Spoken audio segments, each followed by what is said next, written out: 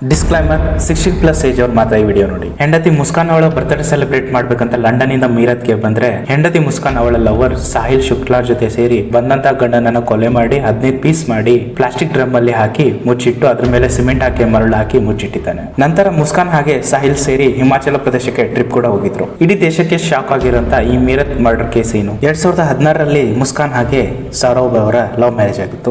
ಸೌರಭ್ ದುಡಿಯೋಕೆ ಅಂತ ಲಂಡನ್ಗೆ ಹೋಗಿದ್ದ. ಇವ್ರಿಗೆ ಇವಾಗ 5 ವರ್ಷದ ಪಾಪು ಕೂಡ ಇತ್ತು. ಮದುವೆ ಆಗಿ 8 ವರ್ಷದ ನಂತರ ಅಂದ್ರೆ ಈಗ 1-2 ವರ್ಷದ ಹಿಂದೆ ಮುಸ್ಕಾನ್ಗೆ ಸಾಹಿಲ್ನ ಪರಿಚಯ ಆಗಿತ್ತು.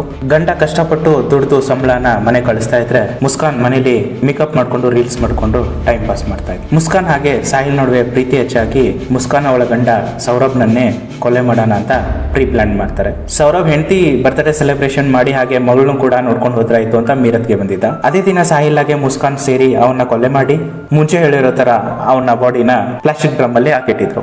ನಂತರ ಅವರ 5 ವರ್ಷದ ಮಗಳನ್ನ ತನ್ನ ತವ್ರ ಮನೆಗೆ ಬಿಟ್ಟು ಅವಳು ಹಾಗೆ ಸಾಹಿಲ್ ಹಿಮಾಚಲ ಪ್ರದೇಶಕ್ಕೆ ಟ್ರಿಪ್ ಹೋಗಿದ್ರು. ಈ ಕೊಲೆ ಆದ 15 ದಿವಸ ಆದ್ಮೇಲೆ ಮುಸ್ಕಾನ್ ತಾನೇ ರಿಟರ್ನ್ ಬಂದು ಅವ್ರ ಅಪ್ಪನ್ಗೆ ಈ ವಿಚಾರ ಎಲ್ಲ ಹೇಳಿದಾಳೆ. ಮುಸ್ಕಾನ್ ಅವ್ರ ತಾಯಿನೇ ಪೊಲೀಸರಿಗೆ ಕಂಪ್ಲೇಂಟ್ ಕೊಟ್ಟಿದ್ದಾಳೆ. ಕಂಪ್ಲೇಂಟ್ ಕೊಟ್ಮೇಲೆ ವಿಚಾರಣೆ ಮಾಡಿದಾಗಲೇ ಈ ತರ ವಿಚಿತ್ರ ಕೃತ್ಯ ಬಯಲಾಗಿದೆ. ಜನರ ಮಾನವೀಯತೆನೇ ತಲೆ ತಗ್ಸುವಂತ ಈ ಇನ್ಸಿಡೆಂಟ್ ಬಗ್ಗೆ ನಿಮ್ಗೆ ಅನ್ಸುತ್ತೆ? ಕಮೆಂಟ್ ಮಾಡಿ.